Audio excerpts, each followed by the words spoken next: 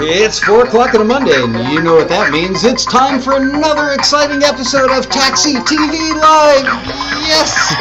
Woo! Crowd's going wild. This week starring special guest star recently imported from Italy, Ronan Chris Murphy. Welcome to the big show. It's great to be here. And thank you, fake band. Thank you, fake audience. And thank you, Ronan, for bringing me olives. I said to him, he actually sent me an email like 5 days ago and said, would you mind if we push it back a week if I have to stay here in Italy for my client? Can we push it back? And I said, no problem. Bring me a jar of olives. So he ended up showing up on time and with the olives, for which I am very grateful, because nothing like olives from the motherland.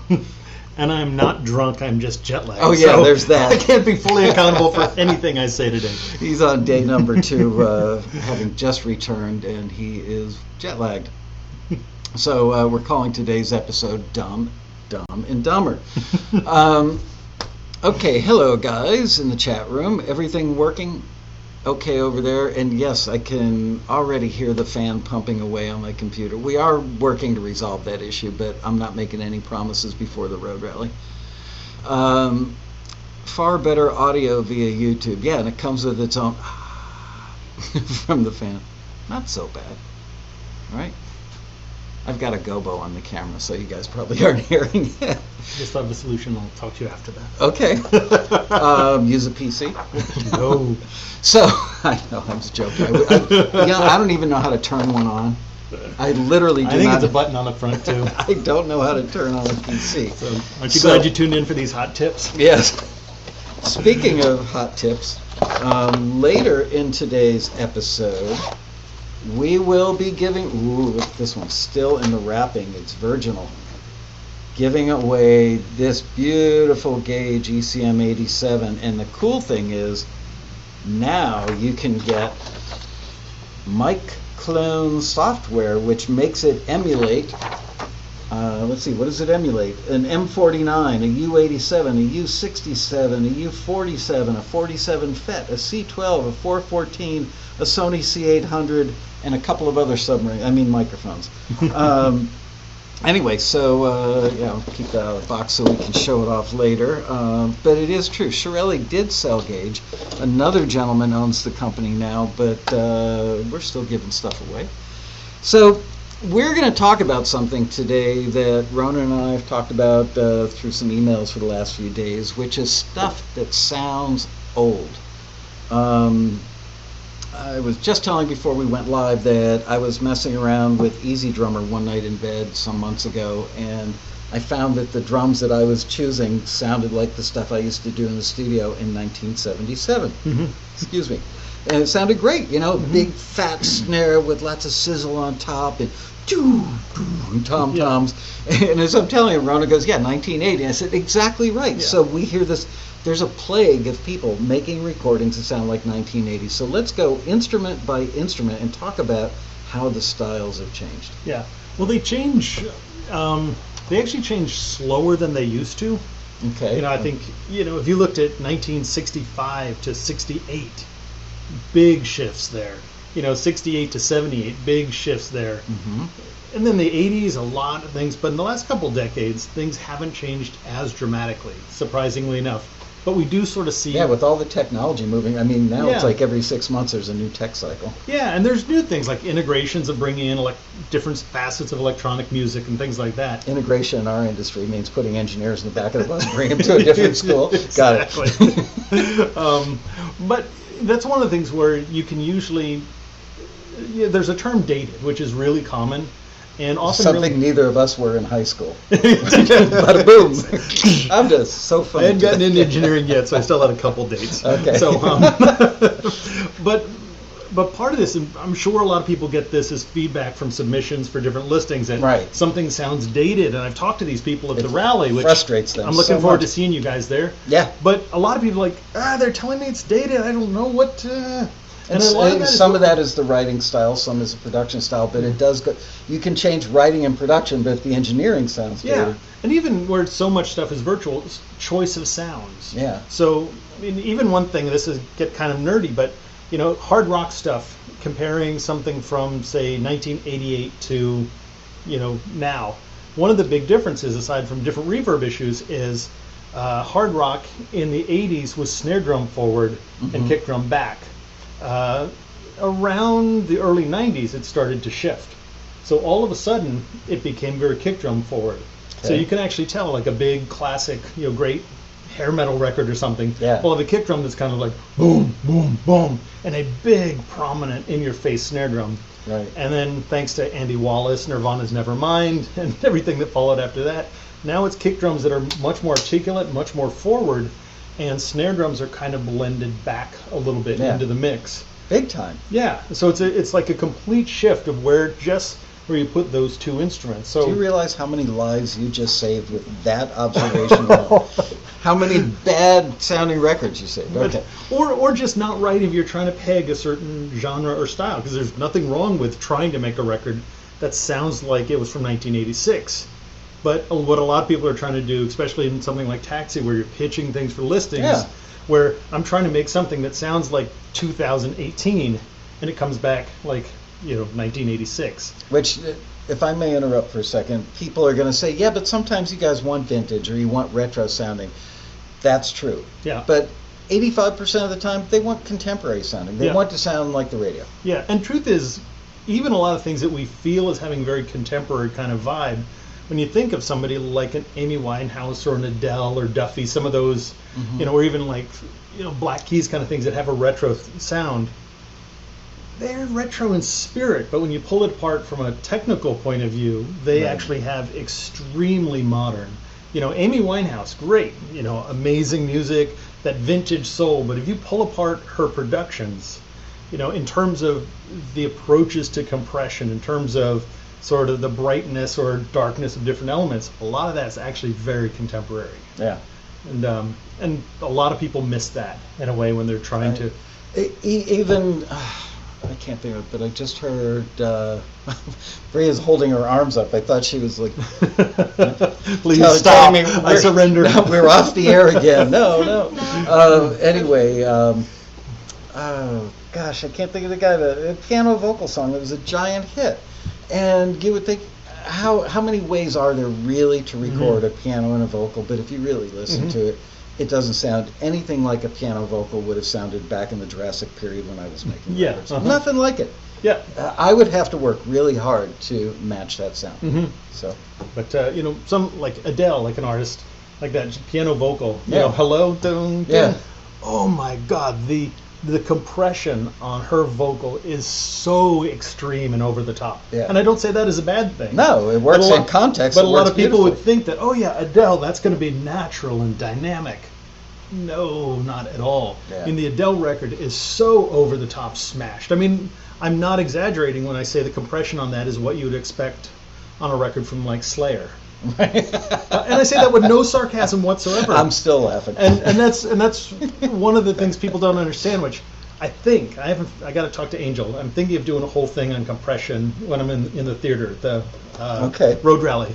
It's because understanding compression is such a massive part. It scares people, it does. And it should to some extent, because it's really hard to mess up compression. It's the most wonderful tool in the world, and but the first year you use it, you will screw things up more often than not. But mastering it and understanding it is one of the huge differences between the great engineers and those who aren't there yet. Right. Yeah, absolutely. Somebody once said to me, there was an engineer named Jack Adams that back in the very early days of my career said to me, women like high notes, men like low notes, everything goes left, center, or right. Compress the piss out of everything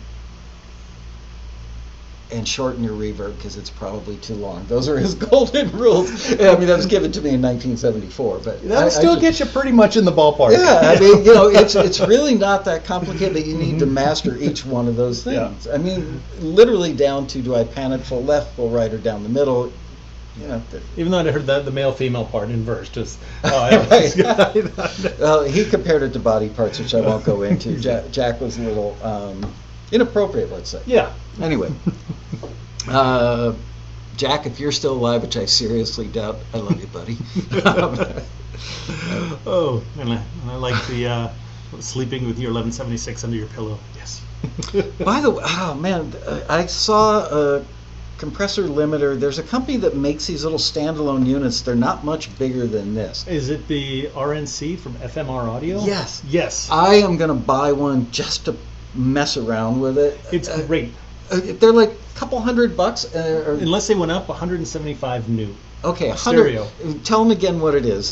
So the FMR, its company is FMR Audio, little mom and pop. What does Texas. FMR stand for? I have no idea, but the RNC is the unit, which stands for the really nice compressor. That's right. I knew it was an acronym for something. And if you're looking to get into good hardware compressors cheap, that's almost your only option. Somebody said to me the thing is damn near an 1176, maybe even better in some regards, and it's $175. Yeah, I mean, to me it actually feels very, very different. Yeah. But my workflow has changed. I have more of a hybrid setup. But when I was full analog console for every mix, I had one as a parallel bus on virtually every record I mixed. Wow. And I've got $4,000 compressors and stuff that were Right. used on lots of mixes, and this $175 one. It's tiny. I mean, the thing is like 1.5 inches tall by. It's a third of a rack. Right, wide. Yeah. And it's the RNC, which is the really nice compressor. They also make one called the RNLA, which is the really nice limiting amplifier, Right. which is cool, but I think the RNC is better. It's even the cheaper one, I think. It is cheaper, and Yeah. you can find them, Google them, you can find them on Amazon. So just saying, I ran into that thing and I kept reading the reviews going, I just want to buy one of these just to play with. Yeah. Cool. Okay, so let's go back let's stick with drums. Yeah. All right, so let's start with the kick drum. Yeah. Let's make it pop. Yeah. And most of the stuff that we're going to talk about will be pop unless otherwise mentioned. So a pop kick drum today versus a pop kick drum back in the Jurassic period. Mm-hmm.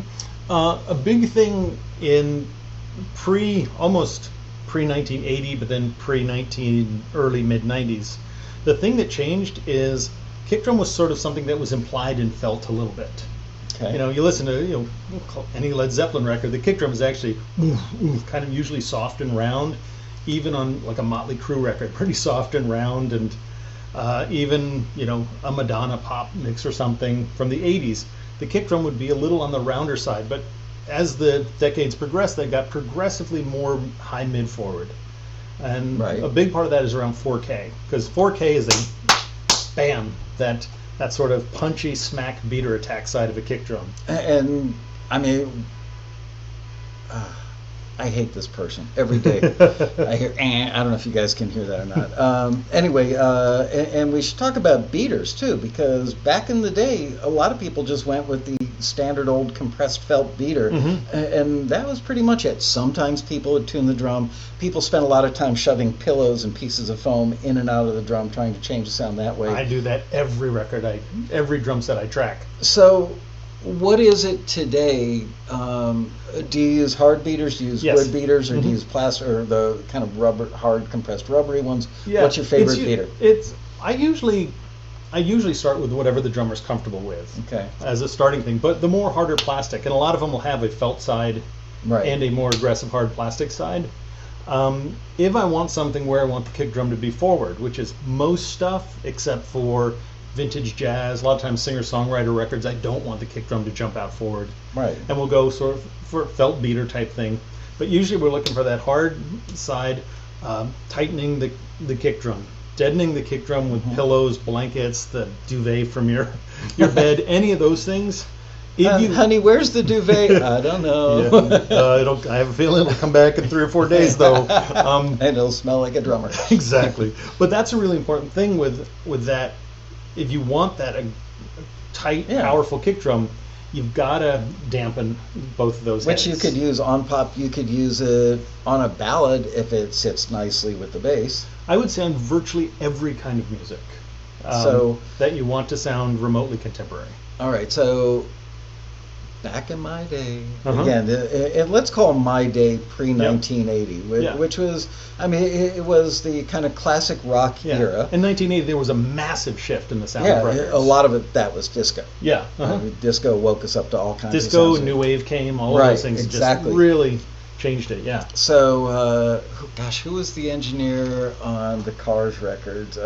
Roy Thomas Baker.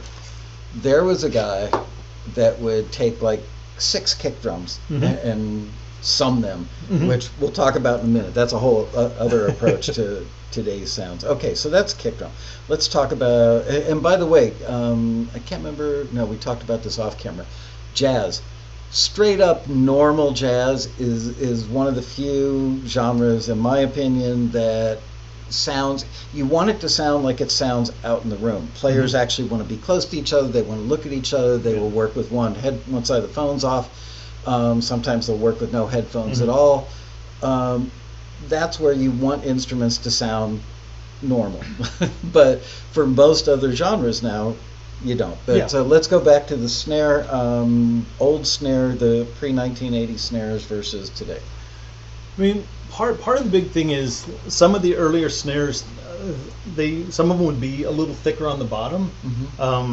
You taught the big fat thing with the sizzle on top. Arrangements were a lot different there.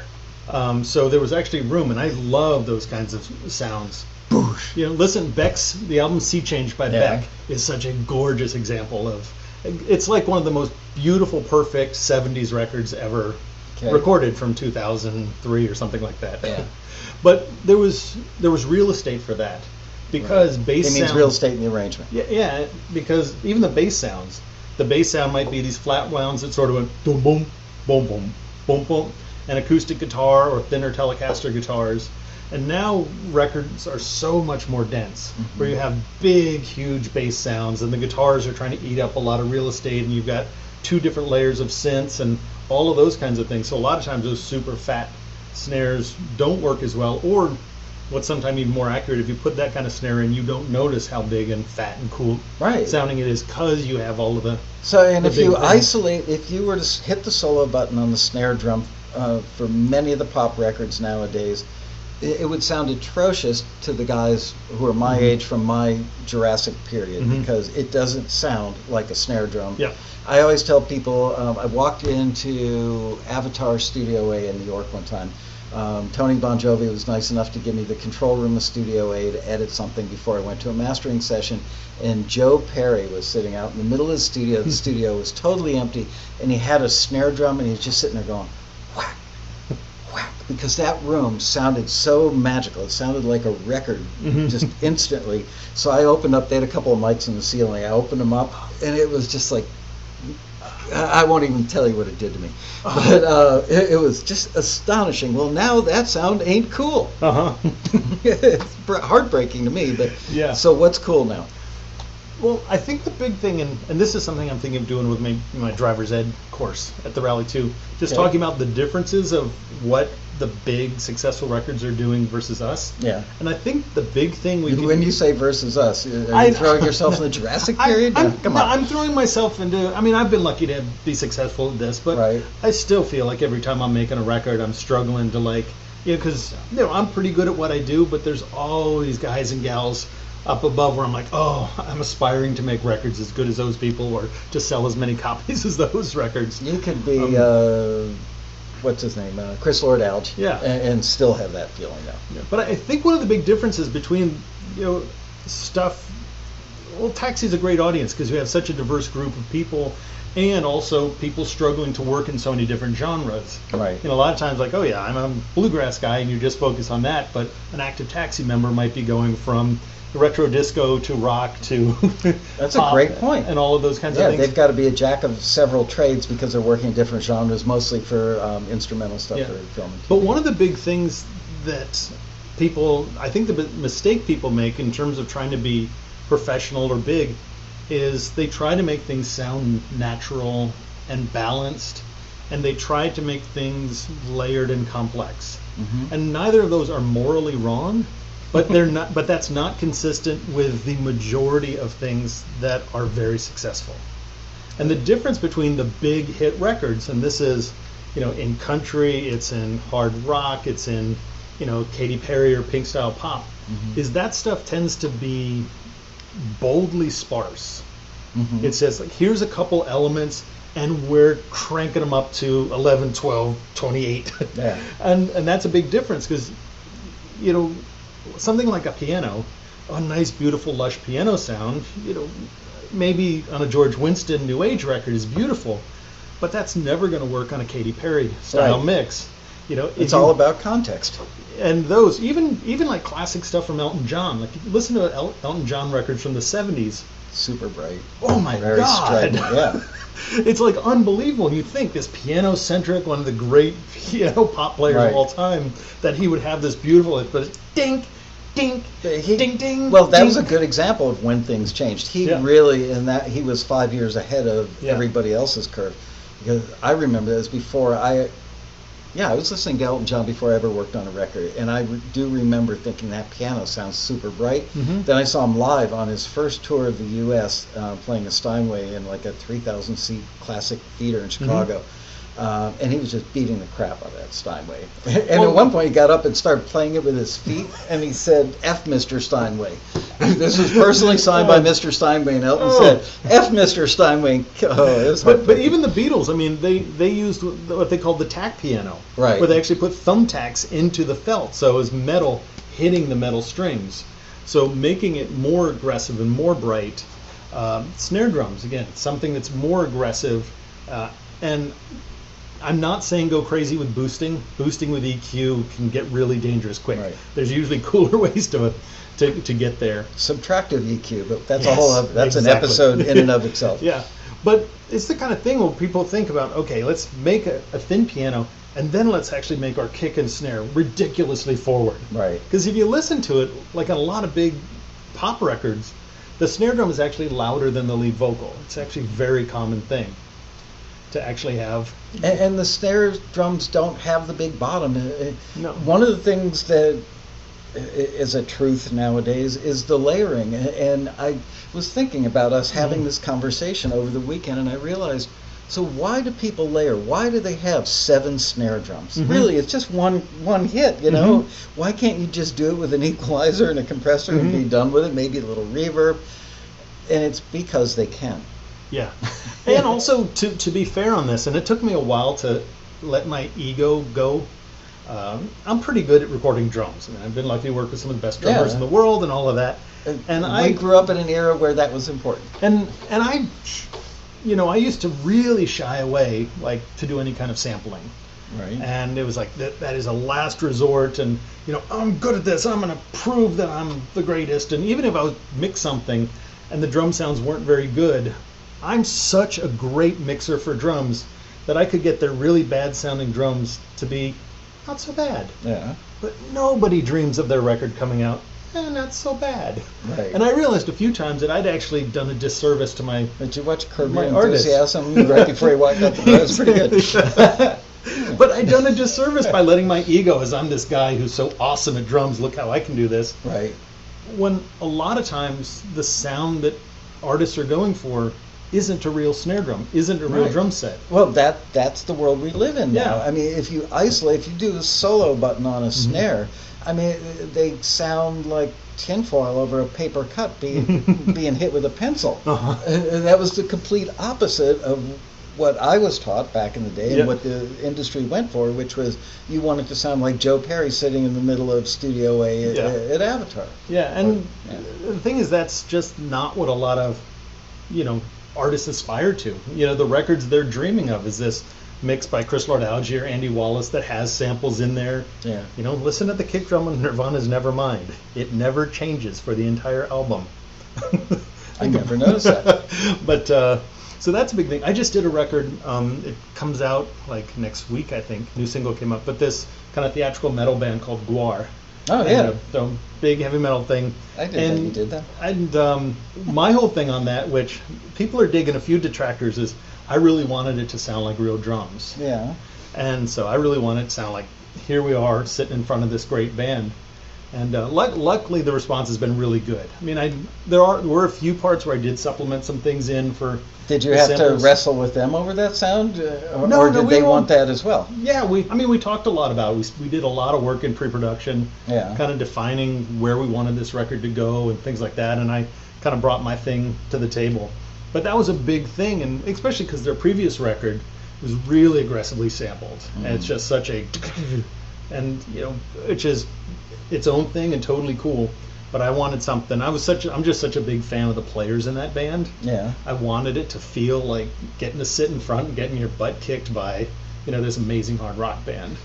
So, going back to the lonely soloed snare. Yeah.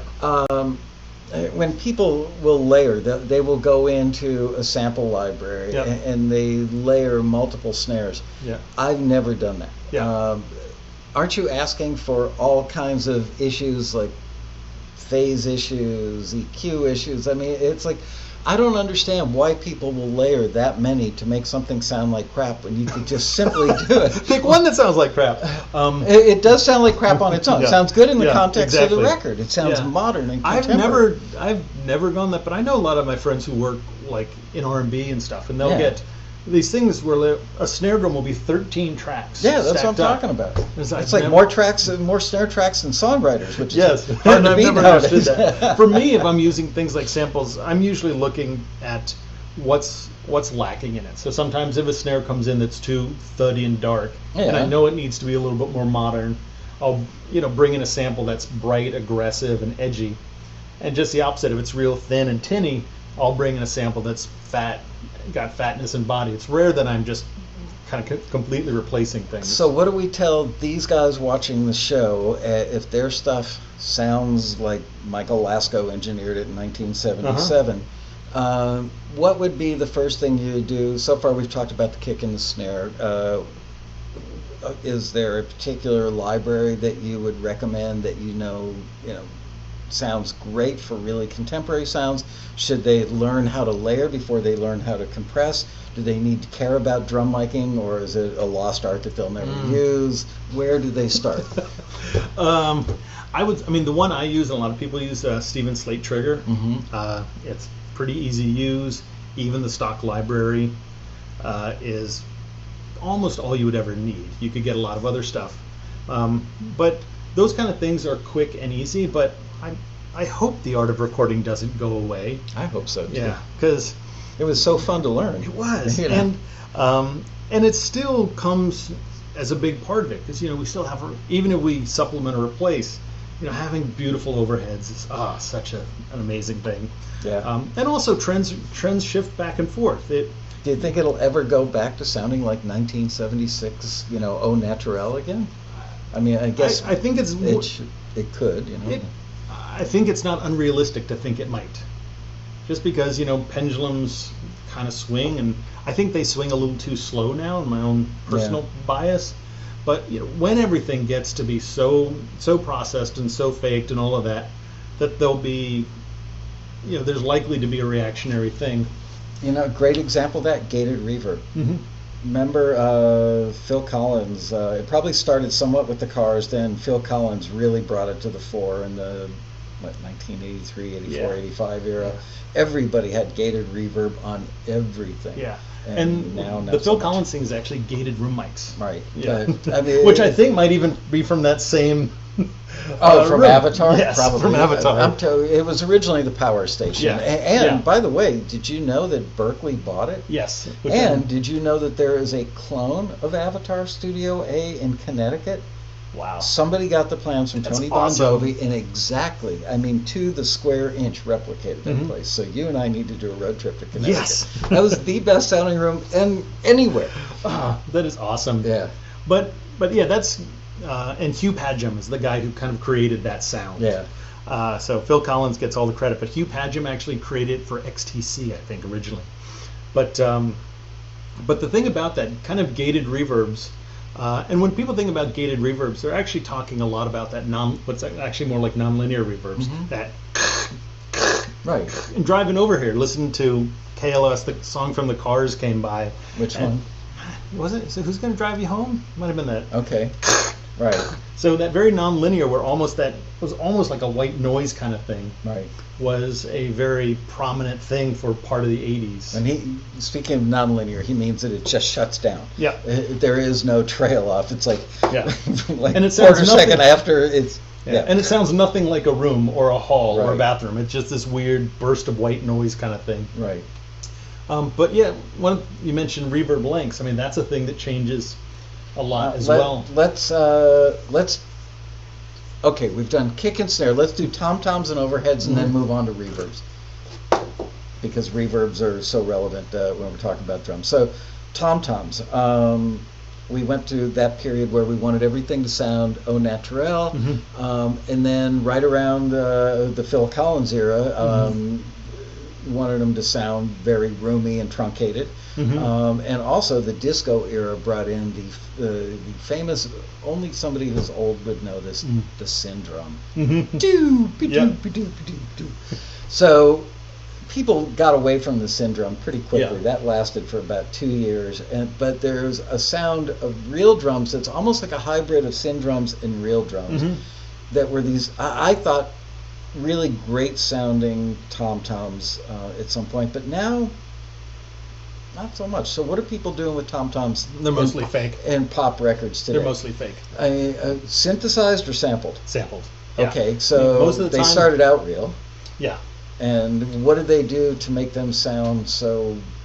Yeah, they don't sound like a real tom-tom to me anymore. It really generally, I mean, most big contemporary records have the toms are either supplemented or replaced with samples. And something like Steven Slate Trigger, Drumagog is another program, and there's a few others that can do it as well. And so essentially, it's just so common and kind of almost stupidly easy to go in and create a goo-goo. Right. Thank you, Phil. Exactly. They tend to be a little brighter. On that. But it's part of that being so easy, but also I'll sound like a snotty old guy for a sec. Is you're amongst friends.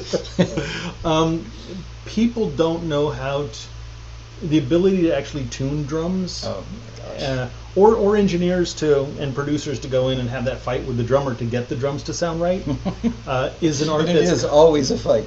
And I've spent a lifetime learning how to win that fight. Yeah. You walk out there and the drummer immediately gives you the, what do you think you could possibly know better than me about this drum kit? It's a little easier for me just because some of my client base is some of the best drummers in the world. Right. So it's a little easier than it was when I was just the guy in the neighborhood who worked at the studio. Right. But a big thing too is people don't spend the time to get drums to sound like they want them to sound on the record. And the big thing, and if I can throw one thing out, the snare drums that go ding, ding, ding. Yeah. It's. Are you talking like a piccolo snare with no damping on it? Yeah. Okay. Or virtually any kind of snare, but with long length and sustain. Yeah. That is just the thing that you do to immediately throw your track into the amateur bin. And it's such a simple thing to fix, but something that so many drummers battle for. They fight so hard to have a really amateur sounding record, and it's so easy. Like a piece of moon gel or throwing your wallet on the snare drum can just make it sound like your budget tripled. I don't know if I've ever told anybody this on Taxi TV or not. Fleetwood Mac, working on the Tusk record, took time off to go work at Lindsey Buckingham's home studio. They were working at the Village Recorder, I believe, in Studio D, and I was out here working on a record. I needed a control room for something, so the guys at Village said, sure, go ahead, duck in there. So I went in there, and the drum kit was out in the room. And of course, there's no engineer alive. It's not going to go look at a Fleetwood Mac drum kit, right? And all the EQ on the console. Yep. So you know what they used to damp the tom-toms, which was brilliant. I immediately stole and it worked great. Take a feminine napkin and you put $0.25 or $0.50 in there, fold it over, and then take a piece of gaffer's tape and make like a little hinge from the rim of the drum to the feminine napkin that's weighted. That way when you hit the drum, give you a demo, you hit the drum, the feminine napkin lifts off by, is it inertia maybe? Makes it go boo, and then it falls back down because of the weight. So you get just enough. It's basically like a trampoline. It's a membrane that's just pushing up against it. Yeah, so you get this little moment of ring to get the tone, but then shuts it down, and it worked beautifully. So if I can throw out one easy thing here, if you record drums. Does it use a feminine napkin? I mean, it is good even for floor toms. Sorry, I'm just trying to stick because with the theme. they actually come with adhesive, which helps too. Oh, okay. To get technical on it, but duct tape and toilet paper and moon gels and things. But if you want to make your mixing life easier and your stuff to sound more pro, shorten the length of the drums in the room. It is the easiest thing to do to make such a massive impact on getting your drums to sound like, hey, your buddy did a pretty good job on your demo tape. Why is it that people love that ringy, like it hurts to be in a room with that drummer? It literally hurts your ears, and you're right, it just bounces off of everything, and it sucks. The weird thing about it though is it's something that some people who love that usually love it in the room, and it's fun to play, ding ding ding, it's great. But those same people who often fight to get, no, that's the sound, I gotta have it to ring, are the same people in the mix time really upset that their drums aren't going ga ga do goo goo goo ga. Right. It's like, well, remember that fight we had where you want to take me in the parking lot and beat me up because I was messing with your drum sound so much? Yeah. So that's kind of the neurosis, and we all do it. I'm a guitar player. Guitar players do the same thing, but with drummers is so many of them have this passion to get their drums to sound one way in the room while they play that is completely disconnected from how they want it to sound in the final mix. Okay. And it's a producer and engineer's job to go in and have that fight. And if you don't, you're just, slacking off. And it's tough because when you're having that fight or any of the big fights, like, my Marshall stack doesn't sound in this room like it does on stage, you're risking your gig. Yeah. I did the, I've got this online drum course thing I did, and the whole first chunk of it is how to win the fight with the drummer. Because it's so important, and we're kind of joking about it, but it is really serious. Oh, that's like if you're the producer, or you're hired to be the engineer. I know some people who just sort of go, well, I don't know, it's this thing, and at the end of the day, it's the artist's records, not yours. So at the end of the day, they can veto anything, but it's your job to step up and go, hey, this is going to create problems. This is, and I've even had to sort of wrestle back and forth with some pretty big name people. And then you have to have the shootout, which sucks a couple hours of time because you have to prove your point by showing them A, B, and The one easy way to kind of win that, especially with somebody who's not an icon or whatever, say, okay, bring me records in your genre that have a snare drum like that, or kick drum or anything that were commercially successful. and then, well, what about this? Nope. Listen to that. Nope. What about Rush? No. What about Dave Matthews Band? What about Madonna? What about nope. What about Metallica's Saint Anger? Oh, okay, that one. There was a drummer named Stan Kipper. I worked on, remember I got a brand new pair of roller skates, Melanie? I worked on a double live album with her where we did it live in the studio, and Stan Kipper was the drummer, and I will never, ever forget. I was young, I was probably 25. He walked out in the room, and they'd gone out to dinner, and I was tuning his drums. Oh my God. I really thought he was going to physically hurt me because I was touching his drums. And I said, look, your drums didn't sound good. You should tune them. Try 1-4-5. Try any intervals that make it sound pretty, He just said, no, this is what I said. Sorry, I'm the engineer. If you don't like it, if everybody else in the room doesn't like it, then I'll quit. You can go get another engineer. Of course, they all loved it. I was a hero. Yeah. Well, that was the thing I realized, having some of these arguments with icons or whatever, and you're thinking, oh God, who am I? And I think, okay, well, this guy's been on the cover of XY magazine a bunch, but I've made a couple hundred more records than he has, and I've mixed a couple thousand more songs, so I've seen the problems. And that's the thing, if you're producing and engineering, it's your job to step up to the plate, and hopefully you can do it in a way that's constructive and good vibes and all of that. But I think producers and engineers who just sit on their hands kind of afraid to get into it are really abdicating their job. But that's what they're afraid of, is having somebody else abdicate their job for them. It's like, you're wrong, you're fired, we'll get another. You come, you show up at the studio the next day and they change the lock. Could happen. It could. Okay, so let's talk about reverb now, because we've talked about the drum kit. What about reverb has changed? Define old reverb and then tell them how it's changed. Well, old reverb was having reverb, and then it changed by not having reverb. Okay. Well, what was the time frame for not having reverb? Well, reverb was actually huge. I mean, through probably around 80, 81 is where it started to sneak in. And really throughout the 80s, reverb was a member of the band. And I don't even say that in a sarcastic kind of way. Like, the sound of the reverb was a really integral part of the artistic statement of that record. Oh yeah, we got to tune that plate. Yeah, and all of those things. And it played a very prominent role in it.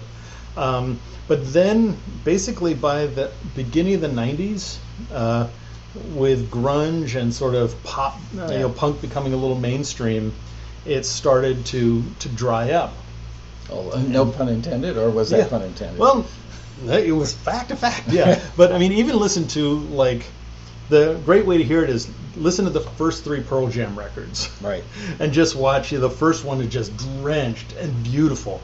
And it's just a little drier on the next one, and then really dry by the third one. And one of the things people don't realize, how many huge records have no reverb at all. Yeah, like by the mid-90s, reverb was almost a joke. Yeah. I mean, if an engineer added reverb to something, everybody in the room would... Yeah, and what the hell? And there's still times you wanted to do it, but you kind of snuck it in a way where it says, I want to create a little sense of space or blend or connect these two things, but not in a way that it was a prominent feature. And so for the folks who are using digital reverb at home in their home studio, if their inclination is to use 3.5 second decay on a standard plate reverb sound with a 75 millisecond or 125 millisecond pre-delay, you are living in the disco era. Yeah, but you still even find, like, some of the records Sting was doing in the 90s still were pretty drenched in reverb. Yeah, but he was also a little bit of a joke during that period. I mean, sorry if I'm offending any Sting fans. I did go to a Sting concert once. But he was not cool during that period. Yeah, at least not with the cool kids or something. Maybe. Right, that's what I'm talking about. Is his music was like considered adult contemporary. It's like my mom would listen to that. But I mean, like, if you listen, like, the last record from the Dixie Chicks has no reverb at all. Bone dry. Yeah. Like a big Katy Perry thing. Last Friday night, boom, bone dry. And almost every Red Hot Chili Peppers record. The last one they snuck in some reverb, but for the 20 years before that, didn't have any. So a lot of people make the mistake of, like, okay, now I'm going to try and make it pro, so I got to start pouring on the sauce. Right. And especially vocals. Yeah, and not realizing that that's actually one of the things that just flying the flag, like, oh, yep, amateur. And not to say you shouldn't do it if that's where your art and creativity wants to push you, but in a situation like a taxi member who might be pushing something to fit a listing of a specific genre, right. I get to hear a lot of people's music at the rally, and that's something that's so common. Like, wow, you just missed it on the reverb use. The rally, by the way, November 2nd through the 5th in Los Angeles. Do you know we got like 220 more people signed up for the rally just over this past weekend. Nice. The hotel rooms have been sold out. The cheap hotel rooms sold out a while ago. But while we're here, I have to remember to tell you guys to hit the subscribe button, because now that we're on YouTube, you should really be a subscriber. And because Ronan's here, like us.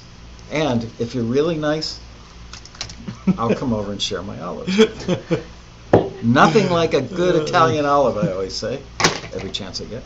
All right, so reverb. So they shouldn't, I'm going to pull out a big word, they shouldn't eschew reverb altogether. Exactly. So how do you take reverb and use it judiciously in the context of modern sounding records? And then Mojo Bone just wrote, Bruce Swedien famously said compression is for kids. Oh, I've got some comments on that. Okay. God bless Bruce. But so anyway, part of it is there's two things. One is look at reverb that's appropriate for the genre or the tempo.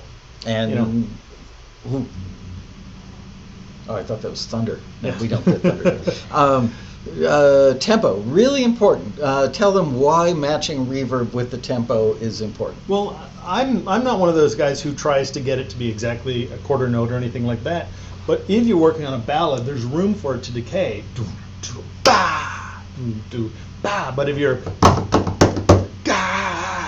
right, it just starts to create a drone. Yeah. And almost any time you create drones that just go on and on in a mix, usually your mix is starting to collapse this way, That's the same reason. And they create phase anomalies because the drone is shifting all over because of the random nature of reverb, all that crap. Yeah. And so, and you don't really get a sense of it ever decaying, so you don't get a sense of that space. Right. So, other than maybe a swimming pool. Exactly. So, faster tempo tunes, you want to shorten it up. There's a little, if you want it to be longer, there's more room to do that in a ballad. But one of the big things too is people will just send something out to a reverb or slap on the plug-in and just pull it up, go, okay, there's the big room, it's done. Right. And the problem is that reverb comes out this big and there's not room for that. So one of the things, I can't remember the last time I have not EQ'd a reverb return. Really? Literally, I can't How much remember. time do you spend doing that? Because I used to watch my peers back in the day, and I would see dollar signs coming out of their butts because they would spend like 4 hours, tuning the plate, adjusting the decay on the plates. These were actual EMT plates, like steel plates, where you would adjust the distance between the transducer and the pickup, and that would affect how long the decay was. But then they would roll off bottom. You don't want a bunch of swimmy bottom on a steel plate. But then they would sit there, fine tuning, somewhere up around 7-8K. And I could just see the dollar signs flying around the room, going, "You didn't really need to do that." So how many dollar signs fly out of your butt when you're tuning a reverb? Or not that many. I'm fast at it. I mean, literally. Is it something that? And I'm only being sarcastic and facetious about this, but is it something that people should learn? Is there a craft to EQing reverb that they should know about? Yes, you work on it, but I can tell you a couple things that are virtually happen on almost every reverb I ever do. Yeah. I'm always cutting off the bottom and cutting off the top. Okay. And then cutting up where there's too much buildup in the middle. Because if you leave too much bottom on a reverb, it just turns into this sort of low soup. You start to lose definition and clarity of the bass drum, the notes the bass player is playing, all that kind of low frequency stuff. Yeah. And powerful bass is generally articulate bass. Ooh, write that down. Powerful bass is articulate. That should be the name of your next book. All right. Powerful bass is articulate. Give you royalties for that. But also chopping off the top on almost any reverb. I'm curious why, because I never did that. Different era. Because in the 80s, and you saw it sneaking in with disco and stuff, the sizzle of the reverb was exciting. Sibilance, and that really drew your ear to it. But like I said, in the 80s, the reverb was a member of the band, and you wanted it to be prominent. But in mid-90s on through today, where generally reverb wants to be more of a support kind of thing, it has snuck back in from the super dry era. But it's not definitely sneaking back in. Yeah. But if you want to, but the real brightness of a reverb, where sibilance, the top of cymbals, the shimmer of guitars, is where our ears are really drawn to reverb. So we have a really bright reverb on a vocal and sing, all of a sudden it's like, whoa, what's with all that reverb? Right. If we go in and low pass filter, fancy name for cutting the high end off, and remove that, all of a sudden we get the sing, the sa is clear, but there's a so it allows us to use reverb to create that space to blend something back without into a pulling track. your focus. Yeah. I always say, if regarding film and TV music, in most cases, if your music is so good that the composition attracts the viewer's attention, then you've failed at your job of being a support system. Yeah. So you're making the same analogy with reverb, that if the top end is so bright that you notice the reverb, you've lost the song. Yeah. Or lost everything else that makes up. Yeah. Interesting. And again, sometimes that's appropriate, but it's not contemporary of the last couple decades.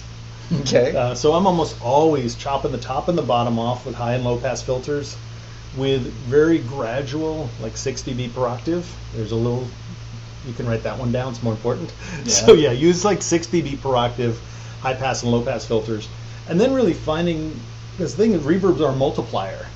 And they'll multiply frequencies, and a lot of times on the main track you've gone in, whether it's a vocal or a snare drum, to, there's a little too much buildup of that, so let me pull that out. You pull that out on the track, then everything gets sent to the reverb and multiplies again. So a lot of times I'm going in and maybe, like 500 hertz on a snare drum, if I pulled out some boxiness or squawkiness, I might have to go do that again on the reverb, just so, because it's going to multiply Right. those frequencies that I took away. You know, what he's talking about right now is so critical for those of you who have this deep sense of frustration that my stuff doesn't sound like records.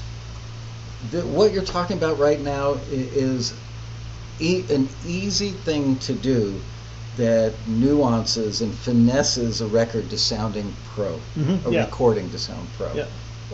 That's the stuff that most people, they get so enraptured by the decay, the linear decay of a room reverb or a plate reverb, something that's got that and they just sit there going, ooh, I can't believe this comes out of that cute little box, it sounds so good, but they don't notice the 500 hertz banging around the snare drum making it sound tubby again, or the guitar making it, brilliant. Thank you. We're done. Just kidding. All right, drip some more gold out of that mouth. Okay, well, I just have to respond to the thing where Bruce Swedian says that compression is for kids. Now you've really gone and done it, Mojo. Yes, well, and thank you for that, because it's a big lead up. I got to talk to Angel about this, but Sunday morning I'm in She's gonna hurt you. Yeah, she's so locked in on the titles. Oh, but okay. shoot! It's sorry. all right. You've got like 40 hours before we etch it in stones. But the thing I want to do in the theater, I think Sunday morning in the theater, is basically you love compression and here's how to use it. Okay. Because compression, people who don't love compression just have really weird, freaky tastes. We all love compression. I love compression.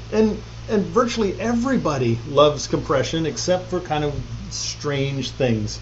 And it's okay that there's weird fringe people. That's like saying, I mean, not loving compression is like not loving Oreos. Yeah. Yeah, exactly. Who doesn't love compression? Yeah, and you may say I'm avoiding Oreos for, some reason or another, but you still love it. Yeah. But the big problem is that things that aren't compressed sound amateur. Right. And people will say things that aren't compressed don't sound dynamic, which of course is technically as incorrect as you can get. But the thing that people don't realize about compression is just one of our most insanely powerful creative tools when recording and mixing. I can take something, I can change the feel of a drummer's groove with compression. I can push an instrument back into the mix. I can pull it forward into a mix. I can push something into distortion. People think it's a dirty word, though. It's like, ooh, you use compression. But that's like saying, oh, you breathe oxygen. Ooh. I know some big engineers that still love to cut stuff, dry, like no EQ, and if they can avoid it, no compression going to tape. Yeah. And I don't EQ a whole lot when I'm a kind of a mic placement guy and tweak the amp and the drums. It should always start there, yes. But the truth is, the idea that compression is somehow, that's kids thing or something like that, it's like, well, if that's kids thing, then I guarantee you, I would put money on it that if we went to the top 100 tracks on Billboard right now, that at least, let's say, 100 of those are really compressed. How many? Let's see. Yeah, somewhere 100% of 100. Yeah, 100 give or take 0%. We'll have a lot of compression. The Beatles' Sgt. Pepper's. That's super compressed record. You can hear the cymbals going. Oh, by the way, I haven't seen you. Hang on, we'll be right back. The Beatles, the Beatles Atmos mix. I got to hear that in the movie theater. First couple songs, sounds really good. Okay, great. And they turned out the lights. And then by third song, I'm going, that sounds pretty good. By the end of it, I'm going, thank God I got invited to this thing. It sounded amazing. You could literally feel like Paul was 4 feet in front of you, and you could touch the strings on his bass. Wow. And it didn't sound not like the Beatles. It just sounded like you were in the room with the Beatles when they made the record. It was something. Anyway, back to our regular programming. Yeah. I just had to share that. Yeah. But yeah, people have this crazy idea that, compression, you'll squash the life out of something. And it's so opposite. Because compression actually brings out the life. It actually brings, if you do it well, and you can botch compression. Which you will for the first year you're trying it. Yeah, but it brings out character, it brings out detail. For me, a vocal in a mix sounds so much more emotional and powerful, heavily compressed, than dynamic. And one of the big things is something as simple as, like, if we sing cat, well, the T in cat, you know, that if it's dynamic in a mix with guitars and synths, it comes out to cat. We've totally lost that. And also, not only do we get the word cat at the end, but at the end of words is where we do a lot of things where that R&B singer might go cat, you know, that moaning kind of stuff, or the heavy metal singer might go cat, and it's those like little low-level details when you bring them up that, you know, bring up the character. character. Hit the talkback button in the microphone and go, I need it to sound like. Yeah, give me a little more. That was awesome. I've got my whole sample set. If they didn't do it, I could just put that in. You know, let's go back to Bruce Swedien for a second. When I was at Westlake Studios about a month ago, and after we finished up doing our Taxi TV, they whipped out some of their old masters, and they played one of the vocals soloed from a Michael Jackson record. Bruce, if you're talking about he's lying. I'm calling you out because, man, that vocal was compressed. It was so compressed. Yeah, I've never heard a Michael Jackson record that wasn't very compressed. It was all like right there, you know, very compressed. And one thing just on that too is just one of the retorts comes like, well, why don't you just use, you know, if you were a real pro, you would just use automation and wouldn't rely on those kids' tools or whatever.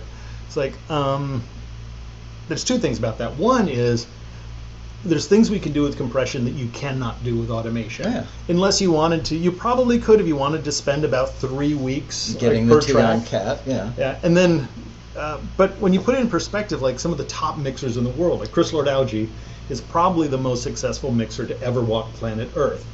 You know, Bob Clearmountain, the title of superstar mixer didn't exist before Bob Clearmountain. Those guys are knocking out 2 or 3 songs a day. So how much time do you think they're in going automating?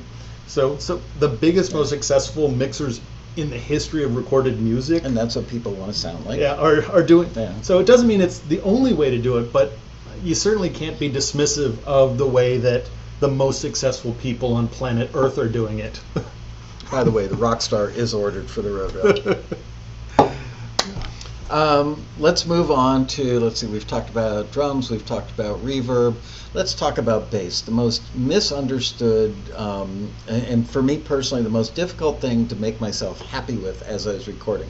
Old basses sounded like, fill in the blank, please. Dum, dum, dum. Okay. They were shorter, generally. And new basses, modern, contemporary sounding basses, are brighter and have more sustain, as a general rule. And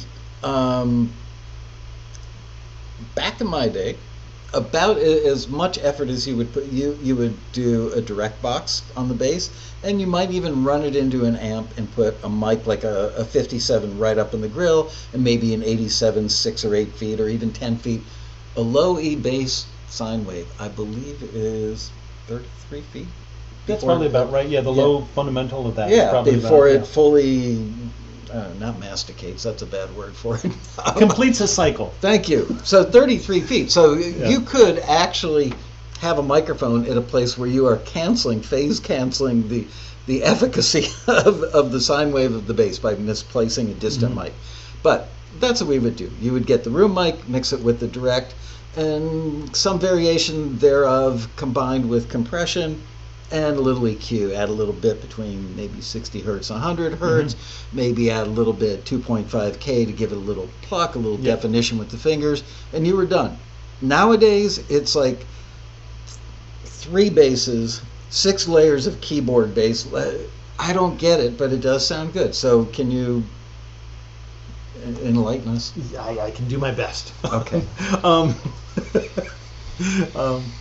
But the big thing about bass and getting bass to sound great, one, you got to compress it.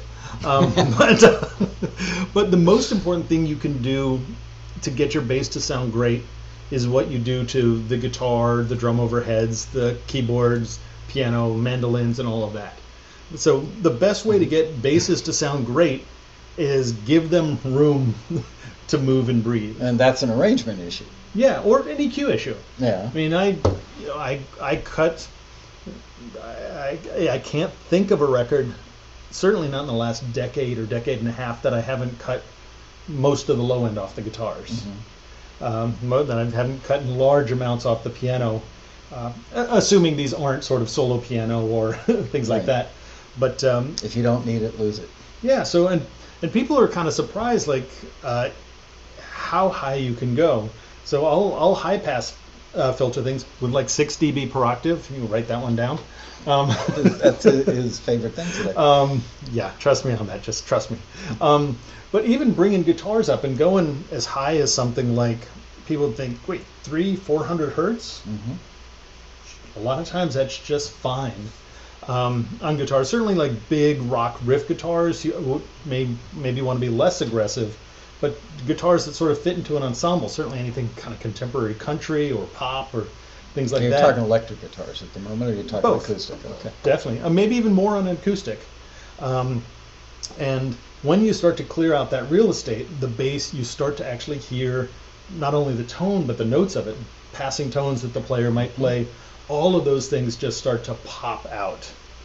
And if you solo those guitars or those piano by themselves, they'll like, oh man, those sound, so tinny and like garbage. Right. You drop the bass back in, and especially if it's the kind of bass that doesn't leave a lot of space, the boom, boom, boom, boom, boom, boom, where it's always going, that will actually become part of the guitars, and your guitars and pianos will sound rich and full by virtue of having that bass in there. People listen too much in solo. Yeah. And that's not really a rookie mistake. I did it, after I kind of earned my stripes as a real engineer and got to be first engineer on real records. I was still guilty of that. And I tended to do it more during mixes than I did recording. But listening in solo, if you optimize the sound to make everything sound rich and stellar on its own, you put it together in its mucky soup. Yeah, if all your individual tracks sound big and full, your mix doesn't. Right. But one thing you guys can do it in your own thing. Just take up a mix that you finish, you think is good, and just mute the bass. And listen to your whole mix and just mute the bass.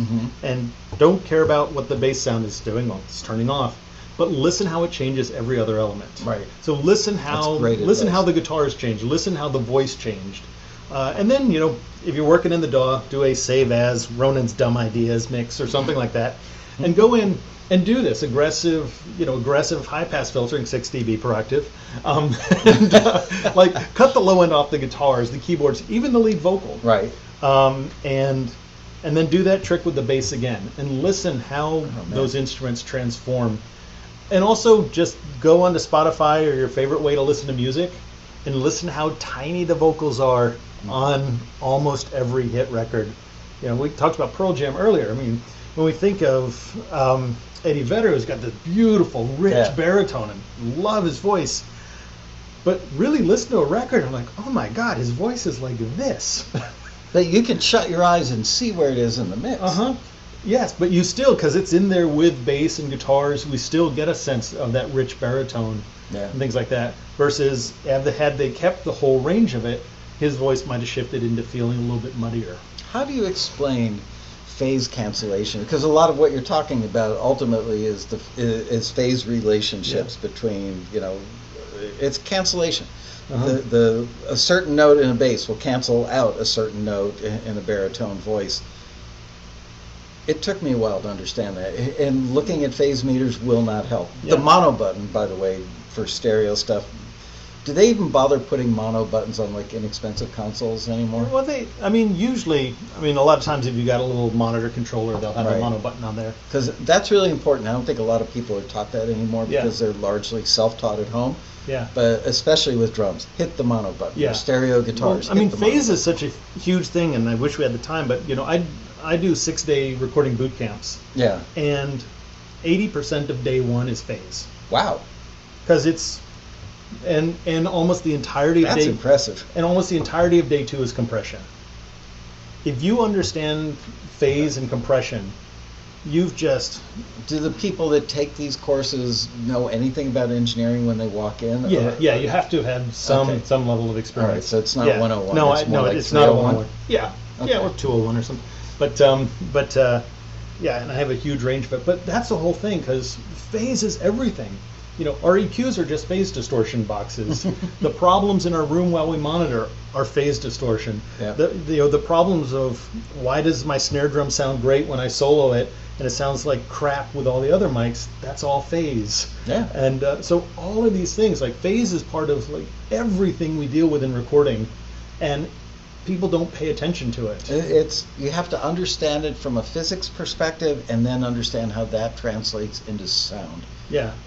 You have to be able to hear it when it's good, when it's working for you, and hear it when it's not. And that takes ear training. That just takes time. You can sort of get by. I mean, I've known like guitar players who are in bands I really like, and you said, hey, can you point to the G note on your low E string? And they're like, is that the fat string? They literally don't know what the note's on their guitar, but they still manage to actually have really cool bands. And it's the same sort of thing. You could stumble into making some good recordings or mixes without understanding phase, but it's mission critical, like if you want to advance to the next level or really get control. Do you think guys like Jeff Emmerich back in the days, the early days of the Beatles, I wonder, I guess they did, because I remember there was a book put out by the RIAA. It was like a Recording 101 book by Jeffrey Reinstein, I think was his name. It was probably the first book on recording, and that book spent a lot of time talking about phase. And that book was probably written in the 60s or 70s. There's some water over there for me. Okay, thank you. Okay, so... By the way, the whole 6 dB per octave on your high-pass filters is phase-related. The reason you want to do that is because of the differences in phase versus 24 dB per octave. So... I'm sorry, we're getting a little too geeky and techy. How much time? We got some time. I want to give these guys 15 minutes to ask questions. Okay. So let's whip through the next couple things, which is guitar sounds of the past versus guitar sounds. That was a great sound. Yeah. It was. Guitar sounds of the past versus guitar sounds today. Let's talk about electrics. And of course, you know what? This is almost too much to go into because it depends. Are you talking about let's talk about guitar sounds for pop records. Yes, and I can even kind of go in general on that, and it's good because somebody said talk about guitars. Okay, so we'll do a little bit of this. The challenge now is the desire to have huge guitar sounds has really sort of grown over the last couple decades. I'm kind of shocked by that because so much emphasis is put on synthesizers and pads and everything. But go ahead. Sorry. But and I would say in straight up pop, if we're doing Pink doing a dance tune or something like that, but in rock and stuff like that, there's the desire to have these giant, huge guitar sounds, and giant anything in a mix goes to war with everything else. So giant snare drums go to war with guitars. Giant guitars go to war with snare drums, and we have these guitars that are much more saturated, and are coming in with much more low end and things like that. And they don't really have it's much more challenging to make those work. And so that's one of the reasons why guitar, rock bands and stuff, or rock pop, the guitars feel so much further back. So in, back in our day, but, even like the 80s and 90s, guitars would be real forward and prominent. Yeah. And now guitars are a submissive instrument. Even in your hard rock, especially in like hard rock and metal, guitars are very submissive instruments to kick and snare samples. Okay. Because they're really high gain, and they've kind of have these huge splatter sounds. Yeah. Versus even the great hair metal records. Motley Crue records had fairly clean. Sorry, I'm getting irradiated. Yeah. Okay. But Motley Crue records had fairly clean, fairly bright guitars. AC/DC guitars are like completely clean and bright. And so I was just listening to Thin Lizzy at lunch yesterday. These kind of like a little bit distorted, but they popped forward. Yeah. And the push for much higher gain guitars and much bigger, and also the big shift to getting that gain from digital modelers is a huge thing that pushes guitars back into a mix. How many people, what percentage of overall studio pro engineers are using modeling technology these days? Is it as rampant as I would imagine that it is because it's just easier than moving amps and microphones and all that stuff? Yes, a bunch. I mean, I couldn't give you a number that would make any sense. Yeah. I'm still in the move a mic in front of a amp camp. One is I love it, but also I think it's better. And truth is, if this modeling business equals or surpasses that, I will jump overboard in a second. So there's no moral thing that where like God has dictated that we should move SM57s in front of the cabinet. But I just did a big, very guitar heavy record, and one of the guitar players had a bunch of vintage Marshalls, and the other guitar player had one of the latest greatest whiz bang digital modeler things. Yeah. I was like, I'm a real amp guy. So, but we talked about it. And I kind of said, hey, I'm kind of leaning towards using the classic amp approach to this. And he's like, oh, cool, great, let's dial in great sounds. But I almost felt like a little guilty that I hadn't used his rig at all on the entire record. What's the name? There's one that's like $8,000 that just looks amazing. But there's the Kemper, there's the Fractal. Those are kind of the bigger ones. So there was one bridge on a record where I'm like, the tone from the digital rig really is pretty cool. I think it serves the kind of riff they wrote there. Right. So let's use that rig for this. So when the album was done, all the feedback I got from the band about revisions and things like that, there was only one part where they asked me to turn the guitars down.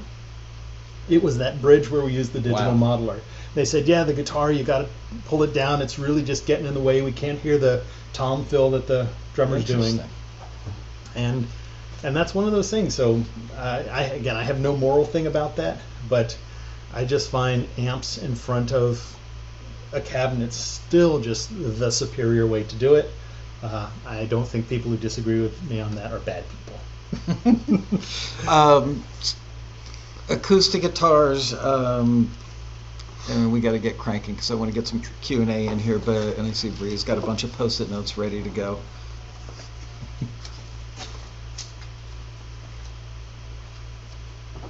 Oh, okay, it's got a bunch of them. Got it. Okay, awesome. So acoustic guitars. Back in my day in the Jurassic period, you wanted the acoustic guitar to sound rich and silky. The Eagles were the high bar that's what everybody aspired to. Yep.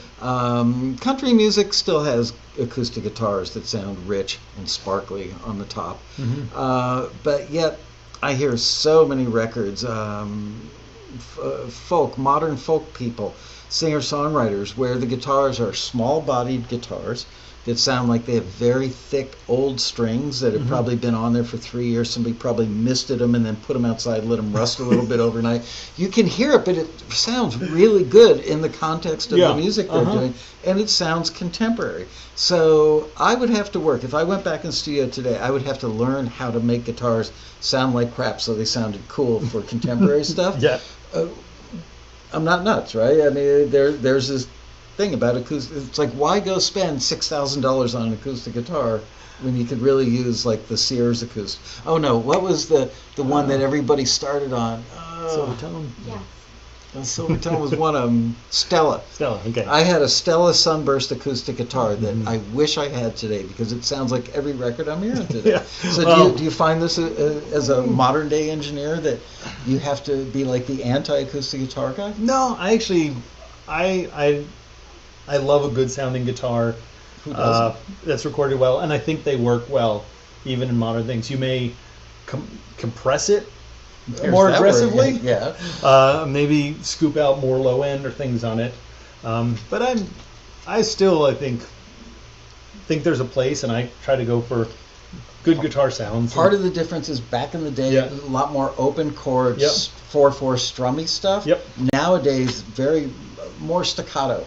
Driving eighth notes. That's such a prominent part of pop music from the last bunch of years. But my own thing with guitars too, and this is the thing, I would say 95% of the time recording acoustic guitar, I'm doing it with one mic. I'm a big fan of that. I hate the stereo mics. Just trust me on that. Try using one mic. Don't rule out inexpensive dynamics like a Shure SM57. on there. So you're gonna laugh, but I was actually looking for a cable that I need. I've got a drawer in the dresser at home. It's all the cables for the Lasco family. And as I was ripping through there, I found a Radio Shack lavalier microphone that I bought probably in the 70s or 80s. It was like $34. Best sounding acoustic, not the best, but one of the best acoustic guitar mics ever, because it had all the bottom was rolled off 6 dB per octave. Because it was, up here. You didn't want shirts rustling. You didn't want to get proximity. From the vocal being too boomy. And you drop that thing. First of all, I would just take a little piece of foam and wrap it around the body, but not cover the holes in the end of the mic, and just drop it into the hole of an acoustic guitar mic, and then compress the piss out of it. It sounded amazing. $34. Yeah, and one of the things, if I have a pulpit for a second, is try putting a $100 Shure SM57 on your acoustic guitar just to see if you like it better than the direct output from your guitar.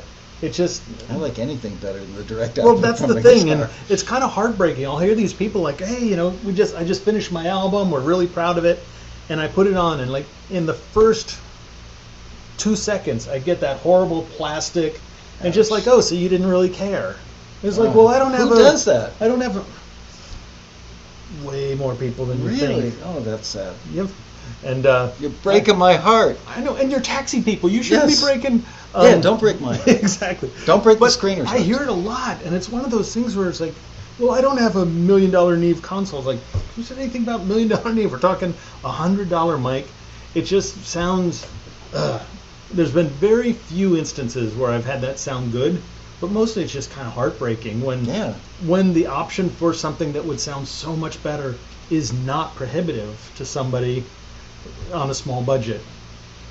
But yeah, just take a Shure SM57 around the 12th fret, about a foot out, and compress it. And try it. Yeah, and compress it, and things like that. Or go direct if you love that sound and artistically that's the sound you dreamed of. Go for it, but it's just enough. I just hear it kind of sounds sort of like, oh, you didn't care. Or you didn't know any better. That's sad. Now you know better. Exactly. All right. I'm not going to even talk about pianos because everything today is piano samples. It's so rare that people ever use a live piano, but that's almost an episode right there. But and I think what we can do in 30 seconds is say, if you want to do piano-driven music, which is awesome, with real piano, which is awesome, really objectively look at other great artists like a Coldplay, like an Elton John, like the Fray or things like that, and listen to see how the sound of those pianos. They tend to be very, very bright, or they tend to be very bass light. Yeah. In a way, just to provide room for all the other instruments. That's because anything above middle C, you should roll it off 6 dB per octave. It is funny. I love watching people, and I guess there is a time and a place for this, especially if you're doing something classical, but I love watching people do like an XY or an MS pattern on a piano. It's like, come on. who are we kidding? Look at where the dude is playing, or dudette. Where are they? Probably in the middle octave, okay? So you got your left hand, you got your right hand, stick a microphone over there, a microphone over there, and just aim it at the strings that the notes are coming from, because it does no good to aim it all the way over there, all the way over there. And check for monocompatibility. Yeah, absolutely. You're guaranteed to have phase problems with those bass microphones. But if you get them really close to the strings, you probably won't. But yes, I just watch so many people butcher a piano sound with an MS pattern or an XY, and then they'll do something like stick, mics that are like 6 feet out. Maybe they'll do an MS underneath the lid and then do an XY out here. Yeah. And they're sitting at the console trying to sum these things and wondering why it sounds like crap. I know. Yeah. I've got a bit of advice for samples. Everybody that's using piano samples, when you hear the best piano samples on the market versus a real piano, you can instantly tell the difference. Re-mic the sample. Send it out to a room and stick a microphone out in the room. Add some room to it. It will sound less like it came down a wire. Yep. Works like a charm every time.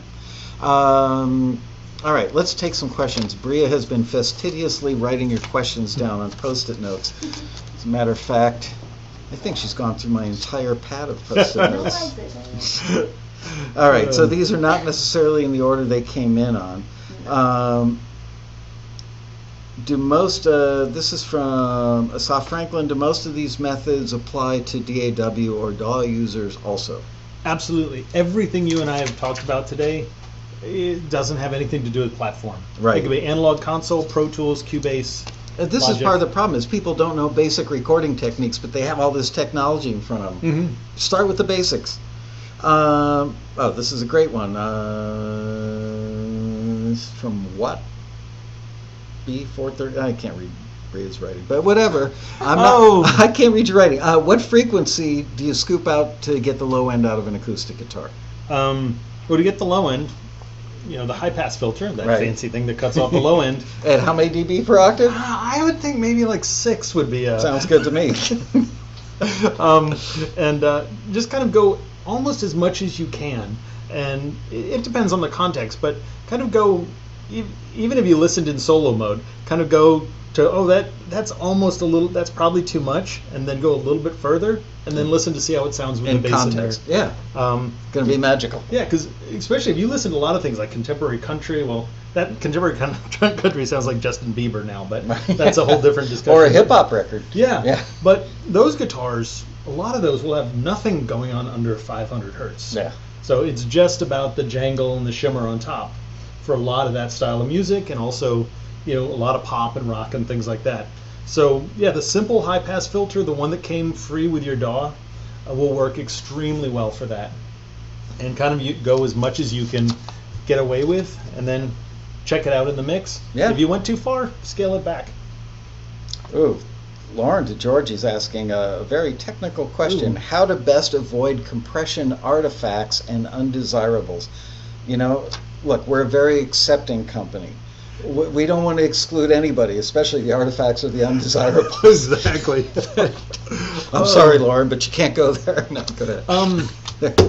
Well, the thing that I could say about that is I don't think artifacts and undesirables aren't empirically undesirable in a way, because really what you might see in one style of music or one instrument, that's really not working well, is a really cool feature in another instrument. Right. But the big thing about that is understanding how dramatically attack and release times affect compression.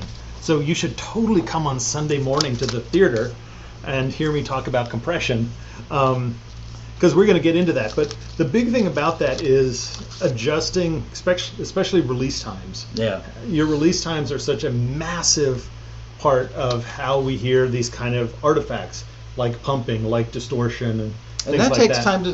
You can't learn that from reading a chapter in a book and listening to a record for an hour and then playing with your release time. It ain't going to happen that fast. But So 90 minutes in the theater on Sunday morning. You will get, seriously, none of this stuff is instantaneous. Yes. That's why great engineers are great engineers, because they spend a lot of time making mistakes. Mm-hmm. If you have clips of live acoustic drums, will those sound sufficiently modern? I think she means samples, yeah. Never assume that the samples you use will fit well into your mix, because samples are kind of designed to make you want to put down your credit card and buy them. Right. So samples tend to be big and full range and things like that. So never make the assumption that, I paid a bunch of money for this piano sample, therefore it's right for my song. When I'm working with something off samples, especially a lot of times I mix for people all over the world and they've printed their samples to audio. So I'm approaching that exactly like I would approach something, an acoustic piano live recording. So really look at the same things. Is it working with the bass, and is it working with the voice? Same kind of issues. Context. Yeah. Over and over and over. The same rules apply to so many things. Would you apply a modulation effect on a bass drum? I never have. I mean, that goes back to my Jurassic period, where people, use a sidechain to trigger a boo. Yeah. Ew. Well, I will do things. I actually will sometimes trigger like sine waves or things like that for creative effect. But in terms of modulation, bass guitar, yes. Actually, chorusing on bass guitar, Bass drum.